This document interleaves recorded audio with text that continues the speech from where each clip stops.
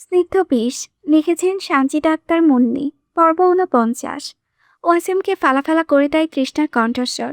তার মুখ থেকে বেরিয়ে আসা তীক্ষ্ণ তীরের মতো বিঁধে যাওয়া কথাগুলো শুনে মুহূর্তে ওয়াসিমের চোয়ালের পেশিগুলো শক্ত পাথরের মতো হয়ে যায়।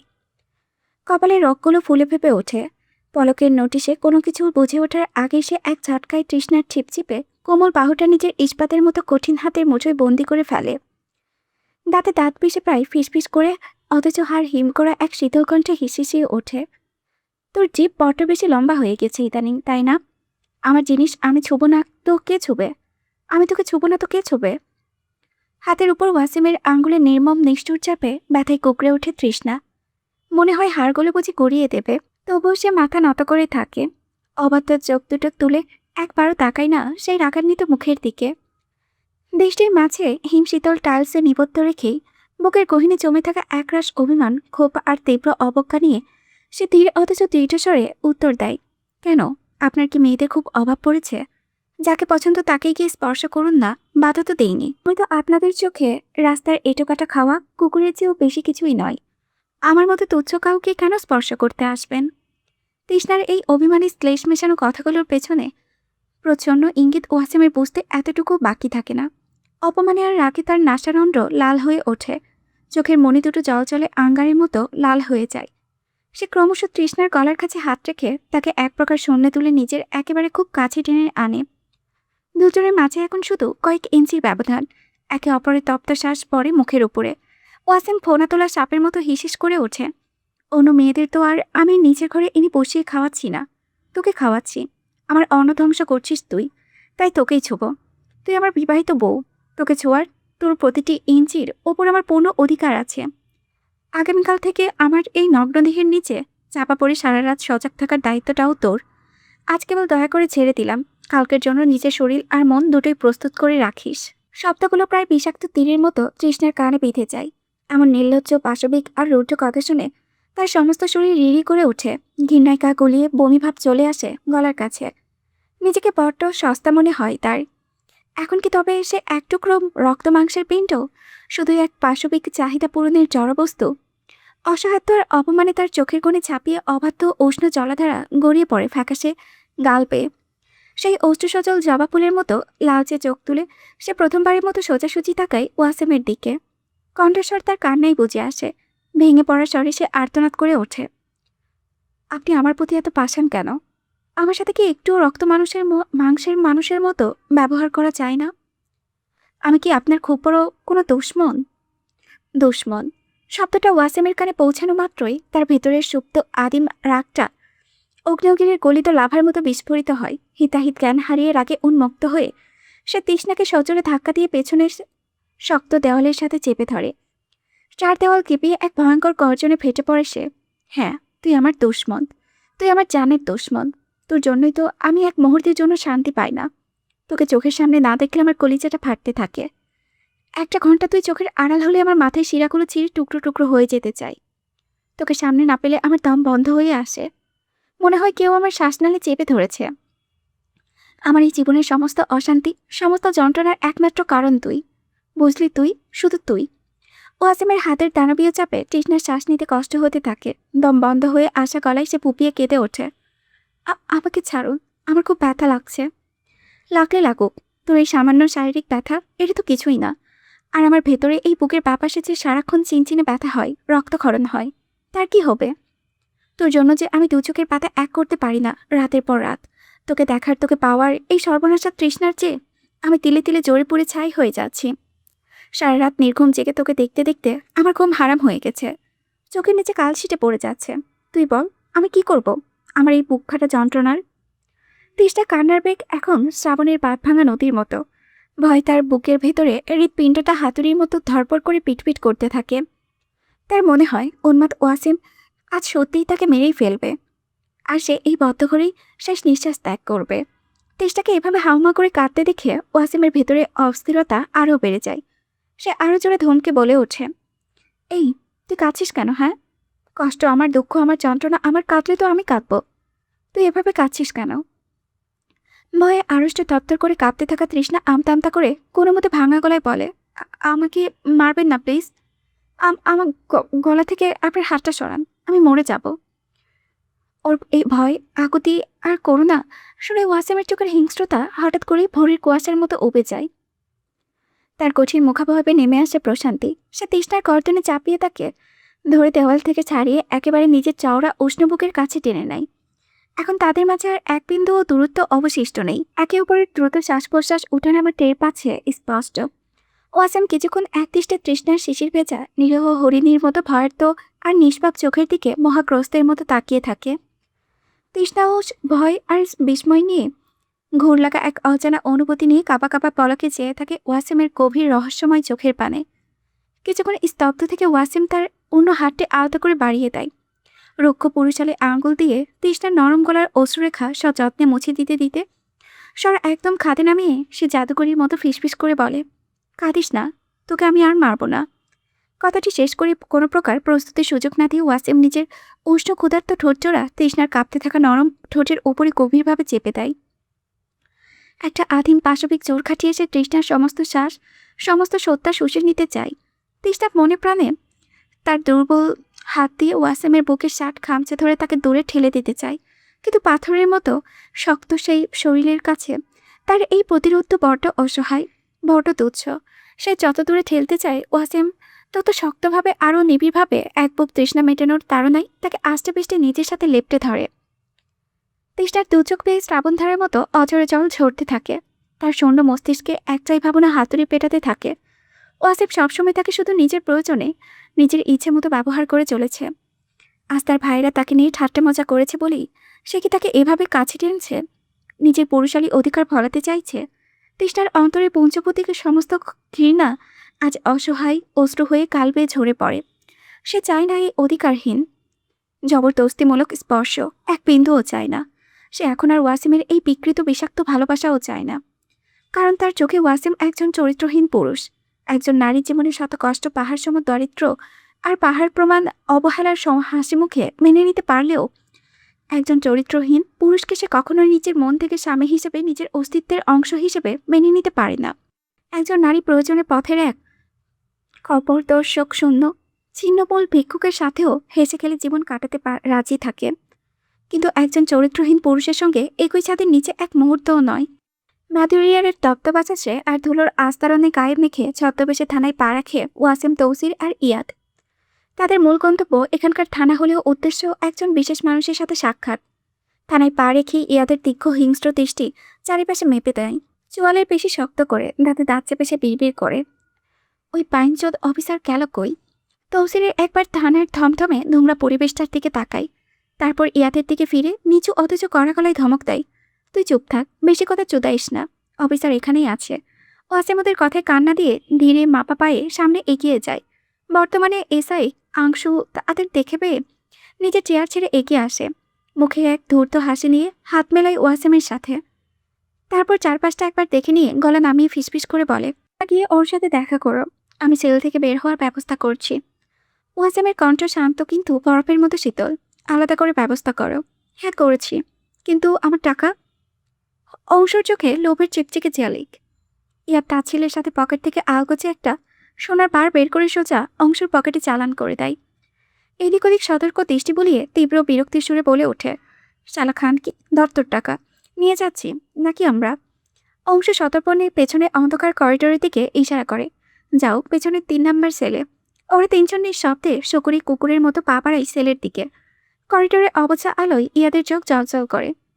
সে আগে সতর্ক করে দেয় দুজনকে, খবরদার কেউ আগে ওর গায়ে হাত দিবি না, সব খবর নেব, দেন যা করার হবে। তৌসির সব শব্দে একটা দীর্ঘশ্বাস ছাড়ে, ভেতরে ফুটোতেই থাকা রাগটা কোনো মতে চেপে না রেখে বলে, না করব না। 3 নম্বর সেলের লোহার কারদের সামনে দাঁড়াতেই তাদের দৃষ্টি ভেতরে আটকে যায়। স্যাঁতসেঁতে অন্ধকারে প্রকোষ্ঠের এক কোণে বসে আছে চুলদাড়ি পাকা একটা বৃদ্ধ মানুষের রূপ ধরা এক আস্ত জানোয়ার। সেলে ঢুকেই তিনজন একে একে নিজেদের মুখের নকল গোঁফ আর দাড়ি টেনে খুলে ফেলল। কলেজ থেকে বেরিয়ে আসে তাদের আসল ভয়ঙ্কর রূপ। তাদেরকে দেখে সেই বৃদ্ধ, যার নাম সেলিম, আক্ষরিক অর্থেই থরথর করে কেঁপে ওঠে। কটরাগত রক্তবর্ণ চোখে অবিশ্বাসের দৃষ্টি নিয়ে তিনজনকে দিকে তাকিয়ে অস্পষ্ট স্বরে বলে ওঠে, শৌরের বাচ্চারা, তোরা বেঁচে আছিস? তৌসির ঠোঁটের কোণে একটা ফিকে হিমশীতল হাসি ফুটে ওঠে। ধীর পায়ে জমজুদের মতো সেলিমের সামনে গিয়ে দাঁড়াইছে। আর তারপরে কোনো পূর্ব প্রস্তুতির সুযোগ না দিয়ে প্রচণ্ড আক্রোশে সচরে একটা চর বসিয়ে দেয় সেলিমের গালে। ঠাস করে ওঠা সেই শব্দের সাথে সাথে ছিটকে পড়ে বৃদ্ধ সেলিমের দুটো দাঁত, ফাটা ঠোঁট আর মাড়ি বেয়ে কুলকুল করে কালচে রক্ত গড়িয়ে পড়ে চিবুকে। তৌসির চোখে এখন খুনের নেশা। সে উন্মত্তের মতো হাসতে হাসতে বলে, জানোয়ারের বাচ্চা, তোর কি মনে হয় তুই আমাদের নির্বংশ করে দিয়েছিলি? মীর জাফরি করে কি পেলি তুই? না পেলি সুন্দর জীবন, না পেলি কিছু। উঠে তোর বউ গিয়ে উঠল ওদের বিছানায়। ভাই নামের কলঙ্ক তুই। আমার বাবা কত বিশ্বাস করতো তোকে, আপন ভাইয়ের মতো ভালোবাসতো। তোকে আমরা ছোট আপা বলে ডাকতাম। আমার বোনরা তোকে বাবার মতো সম্মান করতো, ভালোবাসতো। আর সেই তুই কিনা কি করে ওই দিন ওদের সাথে মিলে আমার বাবারই চোখে সামনে আমার বোনদের সমান তালে ধর্ষণ করতে পারলি? এই কুত্তার বাচ্চা। কথাগুলো শেষ করেই রাগে অন্তদৌসে সজরে একটা লাথি বসিয়ে দেয় সেলিমের বুকে। পাঁজরে হাড় মরমর করে ওঠে যেন। সিটকে উল্টে গিয়ে পেছনে নোংরা মেঝেতে আছড়ে পড়ে সেলিম। ওয়াসিম দ্রুত এগিয়ে এসে তৌসিরকে শান্ত করে ওর বাহু শক্ত করে চেপে ধরে।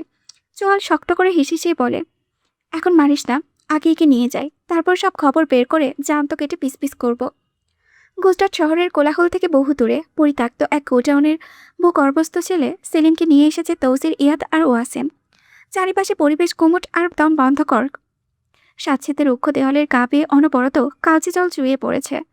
বদ্ধ বাতাসে শ্যাওলা মরিচা আর কাঁচা রক্তের উৎকণ্ঠ গন্ধ মিলেমিশে ভারী হয়ে আছে। মাথার উপরে ঝুলতে থাকা 100 ওয়াটের হলদেটে বাল্বটা ভোল্টেজের ওঠানামায় বারবার কেঁপে উঠেছে। আর সেই আলো আধারির খেলায় ঘরের এবড়ো থেবড়ো কংক্রিটের দেওয়ালে তৈরি হচ্ছে যমদূতের দীর্ঘ বিভৎস ছায়া। সেই আলো আধারির ঠিক মাঝখানে দেওয়ালের ওপরে এক অমানবিক দৃশ্য। বৃদ্ধ সেলিমকে সম্পূর্ণ বিবস্ত্র করে কুরুষবদ্ধ করার মতো দুই হাত দুদিকে ছড়িয়ে ঝুলিয়ে রাখা হয়েছে। তার দুই হাতের কবজি এবং দুই পায়ের পাতা ভেদ করে কংক্রিটের দেওয়ালে গেঁথে দেওয়া হয়েছে মরচে ধরা 6 ইঞ্চি লম্বা লোহার পেরেক। পেরেকগুলোর চারিপাশে চামড়া ফেটে কালচে মাংস হাঁ করে আছে। ক্ষত স্থানগুলো থেকে ফোঁটায় ফোঁটায় ঘন রক্ত ঝরে মেঝের তুলে মিশে ছোটখাটো একটা ডোবা তৈরি করেছে। বৃদ্ধের শরীরটা নিথর। ফ্যাকাশে চামড়ার উপরে ফুটে থাকা পাঁজরের হাড়গুলো কেবল দিকে দিকে ওঠেনামা করছে। যন্ত্রটায় তার গলা দিয়ে এখন কোনো শব্দই বের হচ্ছে না, শুধু গঙ্গানির মতো একটা অস্পষ্ট করুণ আওয়াজ শোনা যাচ্ছে। তার সামনে ভারী লোহার হাতুড়ি হাতে দাঁড়িয়ে আছে তৌসিররা। তৌসির প্রবলভাবে হাঁপাচ্ছে, কপাল বেয়ে ঘাম নামছে, ছিটকে আসা রক্তের দাগ মিলেমিশে একাকার তার মুখে। তৌসির চোখে মুখে চলছে প্রতিশোধের এক অদম্য হিংস্র আগুন। সে চরম আক্রোশে সেলিমের পেটের নিচের দিকে হাড় লক্ষ্য করে হাতুড়ি দিয়ে সজোরে একটা কোপ বসায়। হাড় মটমট যাওয়ার একটা বমি উদ্রেককারী শব্দের সাথে সাথে তৌসির জানোয়ারের মতো গর্জে উঠে, বল, ওই দলিল কোথায়? কোথায় লুকিয়ে রেখেছিস ওই দলিল? বিগত প্রায় 1 ঘন্টা ধরে এভাবে এমন নির্যাতন চলছে সেলিমের উপরে, কিন্তু সে বারংবার দলিলের কথা অস্বীকার করে আসছে। সর্বশেষে হাতুড়ির আঘাতে তার নিস্তেজ শরীরটা বিদ্যুৎ স্পষ্টের মতো কেঁপে ওঠে।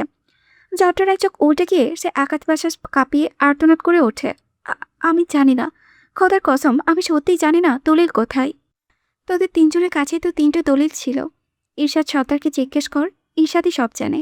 ঠিক সেই মুহূর্তে পেছনে অন্ধকার থেকে ভেসে আসে একটি গম্ভীর গলা, তোদের তো আগে বলেছিলাম 3 নম্বর দলিল এর কাছে নেই। নির্ভয় অন্ধকারের ভেতর থেকে আলোতে এসে দাঁড়ায় ঈর্ষাদ সর্দার, ইয়াদের পালিত বাবা। তার পরনে কালো ওভারকোট, আঙ্গুলের ফাঁকে জ্বলতে থাকা চুরুটি থেকে কুণ্ডলি পাকিয়ে ধোয়া উঠছে।